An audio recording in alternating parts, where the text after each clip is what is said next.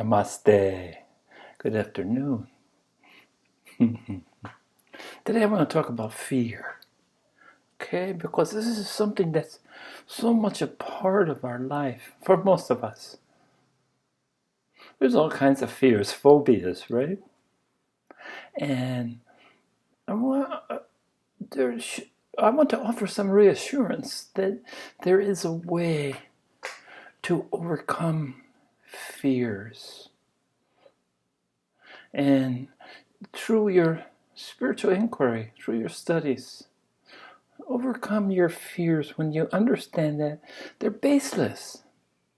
There's really nothing to be afraid of. I mean, if you talk about Maya illusion and you start to realize that the ego the ego is the creation of your mind and the influence from the outside and your society and your parents and your people and your dog and your fish, and they help support this idea of self.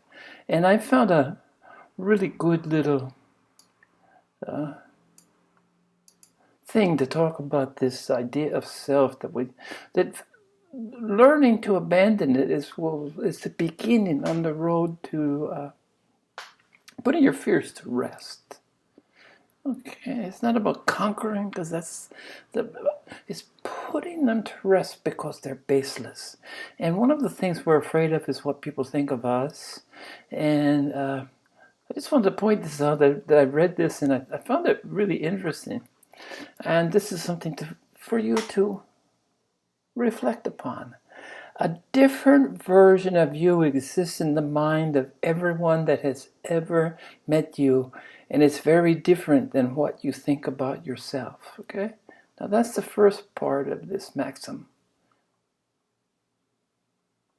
And this is where the reassurance, and this is where it's a good beginning to look at your fears and deal with your fears. And one of the most common fears, of course, is what people think of us. And even you, the person you think you are, does not even exist outside of your mind. So, different version of you exists in the mind of everyone that has ever met you. And it's very different than what you think about yourself. So here's all these versions. Everyone who's ever met you, that's their own. And the most important, the person you think you are, does not even exist outside your mind. Yeah, that's the existence. The existence is in your mind. It's all created. It's all Maya. It's all illusion. So I encourage you to take a look at your fears. Put them on the table. What are you afraid of? Well, something I used to practice long ago related to fear is all the things what's the worst that could happen in every scenario? This is my process from very young. What's the worst that can happen? Okay? And then I entertain that. So, okay, the worst that's happened. Now what?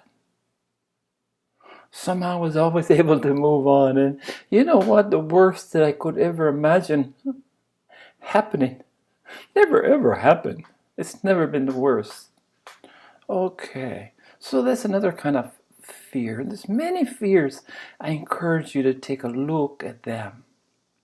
Okay, but there's the greatest fear to overcome is the fear of death. It's a universal. In my society, we don't even talk about death.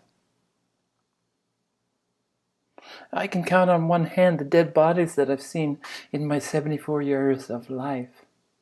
Pretty sheltered when you think about it. When death is occurring on all sides. I mean, just on this down here, somebody died down here. Death is a very frequent occurrence in all of our lives, and very close to us. And unless it's in our immediate family. Well, Taiwan is interesting because it's very visual. They put a big log tent and they keep 7 days, and they come in the priests and the musicians, and there's a whole process, and death is very public. They're able to close the public road, which still seems strange to me.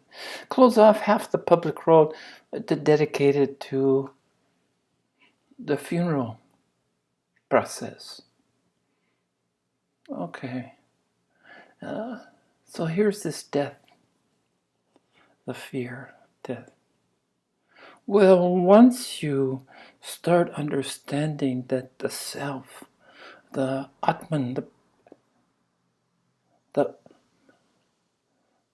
ocean of awareness, the Brahman, the Atman, you're one little wave or you're one little drop of this ocean, which is exactly constructed completely of the same. The essence is exactly the same as the ocean of awareness. And we're, for some brief period of time, we're individual expression of this self. And the purpose, who knows? The purpose is opportunity to learn lessons. And I've read before that, we need this physical body for the beginning, the first steps of an awakening or enlightenment. We need a physical body before we can go on to other realms. And that's a topic for another day.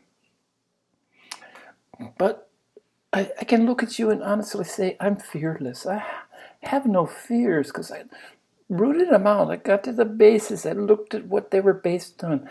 I looked, and as I understood the illusion of self with a small f, the ego, the Maya of the world, that everything I saw out there was reality. When the truth is, it couldn't be farther from reality. Or the fragile ego is based on this, the mind and thoughts, emotions, to support and sustain itself. And as you find the hollowness and you find that there's a big I, but there's no little I, the I in the sense of the infinite self, the little I in the sense of the egoic expression that 99.9% of the people see that little, it's so small.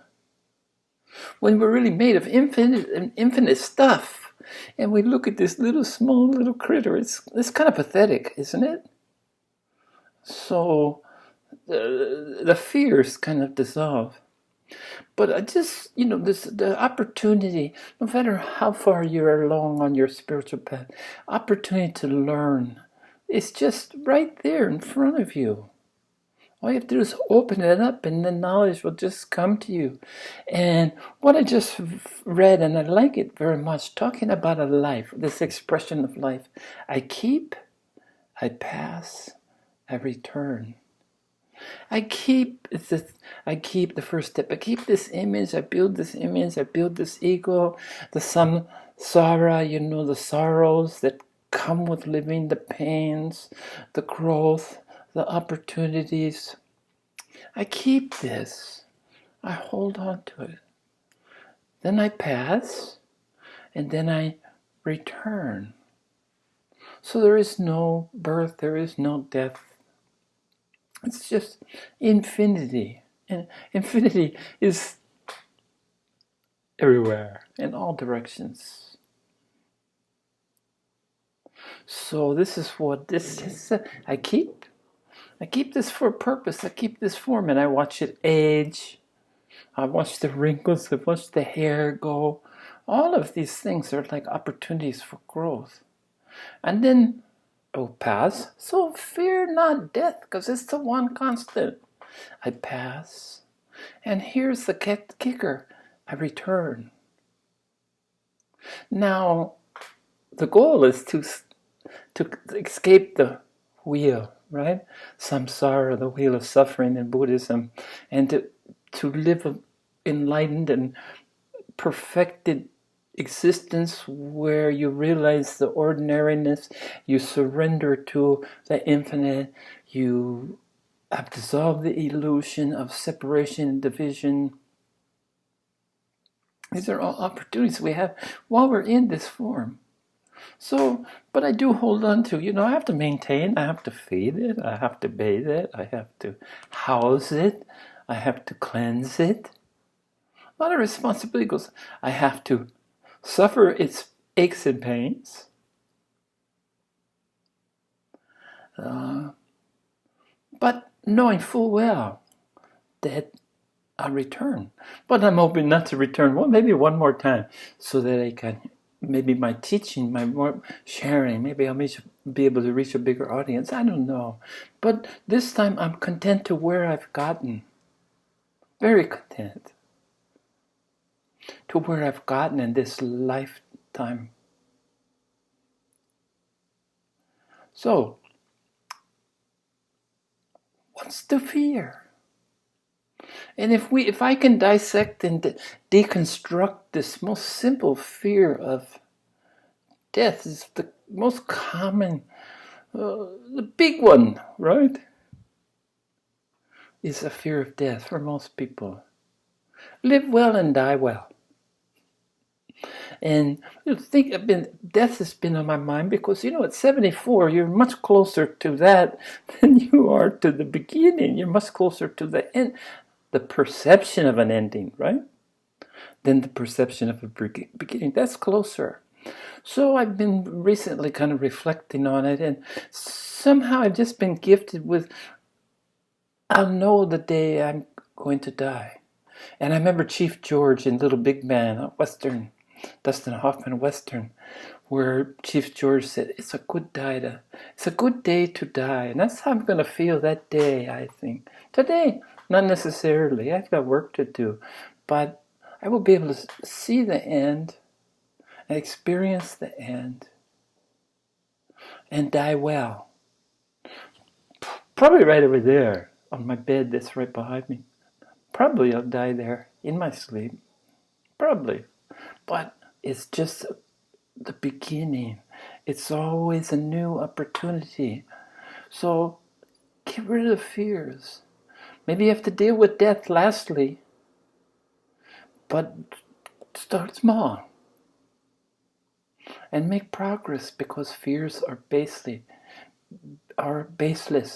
There is nothing to fear except fear itself, is one, I forget which World War II leader said that, but probably many people have said that. There's nothing to fear but fear itself. And even the fear of fear